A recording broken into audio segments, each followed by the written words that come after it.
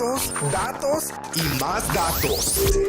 Todo conectado a nuestro alrededor. Hacer la vida más sencilla alcanzando un futuro que nunca imaginamos. Inteligencia artificial. Artificial Intelligence. Internet de las cosas. Ciudades inteligentes. Blockchain. Estás escuchando Territorio Big Data. Big Data. By Big Data Magazine.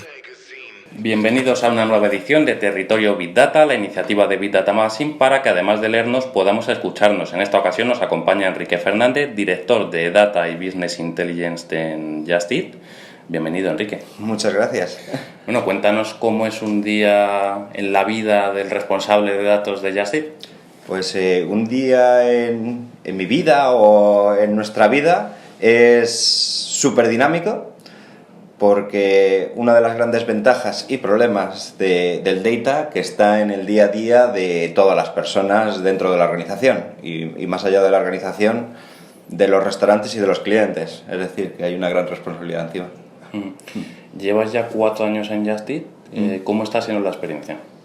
Pues la experiencia diría que no son 4 años. Ya yo tengo la visión de que es como una década. Aquí, desde que me moví de la anterior industria a Just Eat, que al principio era una pequeña startup, en lugar de hacer objetivos anuales, son trimestrales y cada trimestre parece un año de todas las cosas que estamos haciendo y cómo cambia el negocio constantemente. Así que en este sector las cosas evolucionan cada día. Y sí. O te renuevas o te mueres. A nivel personal parece que fue ayer, pero a nivel del dinamismo diría que una empresa tradicional le llevaría décadas. Llegas después de un paso de casi una década por Vodafone. ¿Qué diferencias hay entre Vodafone, grande de las telecomunicaciones, y Just Eat? ¿Se parecen algo? ¿Te sirvió en algo aquella experiencia que hayas podido desarrollar aquí? Sí, sirvió. La experiencia fue genial. Al ser una primera experiencia en un gran corporate, pues ya tienes la foto de hacia dónde vamos.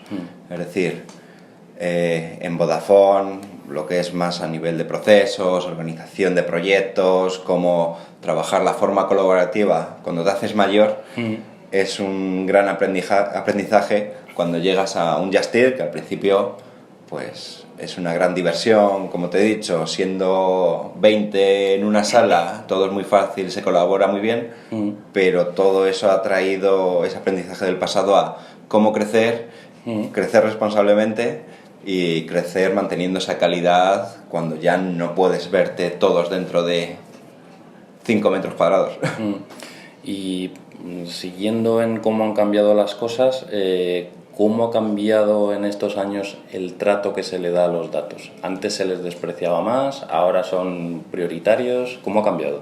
Se le ha ido aumentando la prioridad, por así decirlo.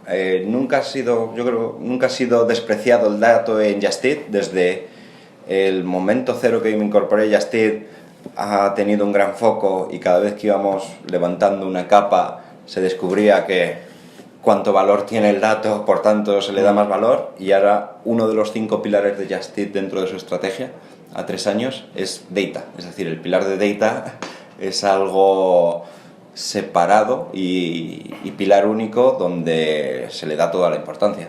Es decir, no sé, por ponerte en referencia, la organización de Data en Just Eat, estáis aquí en la oficina, es más grande que la organización de España. Sí. Y si habláramos de porcentajes de todos los datos que generáis, ¿cuántos realmente aprovecháis? ¿Cuántos os gustaría aprovechar? ¿Cuántos son aprovechables? Así a grosso modo. Sí, yo pondría el símil del cerebro. ¿Cuánto usamos el cerebro al cabo del día? Tenemos, por cantidad diría que tenemos todo, por las tecnologías que utilizamos, es decir, que todo es aprovechable, pero el uso, yo creo que estamos a menos de un 1% del potencial de lo que podemos utilizar y mejorar. Me dices que es uno de los 5 pilares básicos de Just Eat, tu departamento de datos. ¿Ha costado mucho convencer al departamento financiero de que los datos son importantes y que al final generan dinero? ¿O se han convencido solos, se han ido convenciendo, todavía están por convencer? Yo creo que son un apoyo. Ellos, como si un departamento de finanzas, que aunque vayamos más al lado básico de la crudeza del número, es su día a día, somos un aliado perfecto para... Cuando hablamos de más un lado de ventas, un lado de marketing, como cualquier actividad comercial, está siempre respaldada por un business case, una expectativa, y nos permite acelerar o frenar cualquier iniciativa que no está dando los resultados. Es decir, que finanzas es uno de nuestros mejores aliados dentro de la organización, porque ellos son los primeros que agradecen el poder tener casi en tiempo real cómo va cualquier tipo de iniciativa o estrategia táctica de un director. ¿Cuál ha sido el reto más complicado al que te has enfrentado en tu profesión en estos años y cómo lo solucionaste? Sí, a ver, por retos, uno de los retos diría, pues como bien dices, ¿no? A lo mejor sería el salto Vodafone, de estar en otro país, mover a mi familia a España, y más allá del reto fue la decisión. O sea, el reto fue más personal tuyo que un reto profesional de algo que hayas dicho, hostia, ¿cómo voy a solucionar esto? Sí, porque retos, a ver, el reto es constante, yo creo que estamos todo el día dando una vuelta una y otra vez en cómo mejoramos la expectativa del cliente. Es decir, que del día cero, que nuestro reto era cómo conseguir que el cliente colgara el teléfono y utilizara una web o nuestra app para pedir comida a domicilio, era el reto 1, cómo le convencemos a ese cliente. A día de hoy, que el reto ya no es ese, sino el hecho de decir cómo consigo que antes de que pida el cliente yo sepa o pueda decirte qué restaurantes o qué tipo de comida te va a gustar en la situación que estás, y además te pueda decir con casi una certeza del 100% en qué momento te va a llegar a tu mesa. Si conseguimos quitar o sobrepasar esos dos retos, ya podremos decir que hemos cumplido con el nuestro de 2019. Luego vendrán más complicados porque, como siempre digo, una vez que cumplo las expectativas del cliente hoy, ya son unas expectativas diferentes y mayores mañana. Y además en vuestro sector cada vez hay más competidores. Hay más competidores. Vosotros queréis seguir siendo los líderes, imagino. Hay que renovarse cada día. Exactamente, y siempre la competencia es algo que encima le da mucha salsa y alegría al negocio y al sector, porque nos ayuda a entender más si un cliente o si el hecho de que tengas un competidor te ayuda a descubrir nuevas necesidades de clientes para seguir siempre trabajando en mejorarlas. Es decir, que también nos ayuda más que ser un problema. ¿Te resulta complicado encontrar gente cualificada para incorporar a tu equipo? ¿Y qué les pides? Es una combinación, yo diría, a nivel... Perdona que a lo mejor use términos como hard skills, soft skills. A nivel de hard skills, pues suele ser más personal que o que tenga capacidad de hablar con bases de datos. No digo hablar, da igual una tecnología a otra, pero como ponemos la base, es decir, puedes hablar con SQL, luego depende del nivel de senior de analista que necesitas, o si ya es un data science que ya necesitas con conocimiento de montar algoritmos. Pero sobre todo también nos enfocamos mucho en la parte de soft skills, de la ambición, las ganas de ganar, de trabajar en colaboración y aprender constantemente. Es decir, sé que dentro de Data y Business Intelligence poder hablar con bases de datos, pero que también puedas transmitir a los restos de los equipos, porque aquí no estamos solo para lo que sería a lo mejor una empresa más clásica que te dicen dame datos, sino que nosotros vamos más con los distintos equipos hay una oportunidad o esta parte no está funcionando bien, para que seamos el partner de data para que pueda seguir ejecutando en el negocio. En el sector del Big Data se está hablando mucho de ética. ¿Es posible la ética en el uso del dato? Totalmente. ¿Existe? ¿La utilizáis? Totalmente, sí, hay una...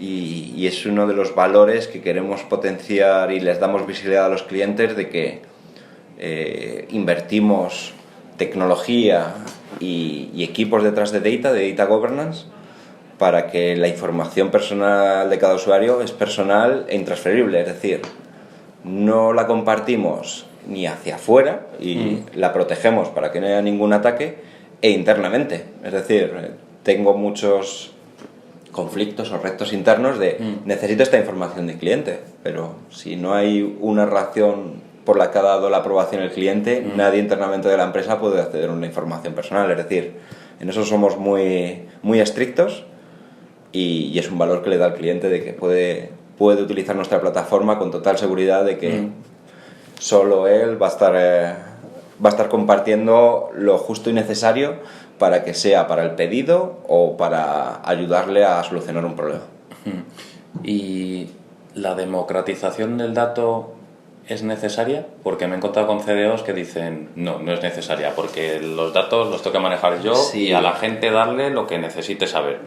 Claro, a ver, es que o también dependerá mucho de la empresa, ¿no? Pero tenemos que hablar de lo que es información personal del cliente y de lo que es democratización del dato, pues para que tú operes. Es decir, no voy a ser un stopper si tú tienes que saber en qué ciudad tienes que hacer tu campaña de marketing, pues saber qué potencial hay de demanda o de restaurantes, o para poder tomar una decisión si estoy hablando con un restaurante en que tiene mayores problemas o menos, vas a tener siempre esa capacidad de verlo.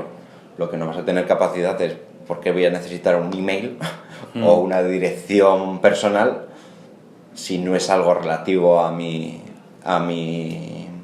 día a día del negocio. Es decir, hay que democratizar, pero esto es como en el gobierno, podríamos decir, ¿no?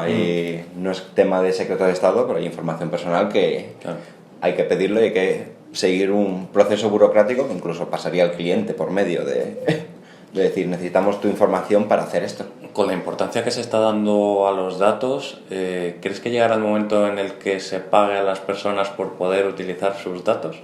Porque al final muchos se utilizan para generar mayores ingresos, para... Sí, a ver, en nuestro caso en Just Eat no trabajamos el e-commerce de datos, ¿no? Es decir, la información del cliente no se va a utilizar para vender su información a nadie más. Me refiero más que comprar los datos de bloques de datos de gente, sino decir, yo quiero utilizar tus datos, pero además te voy a pagar por utilizarlos.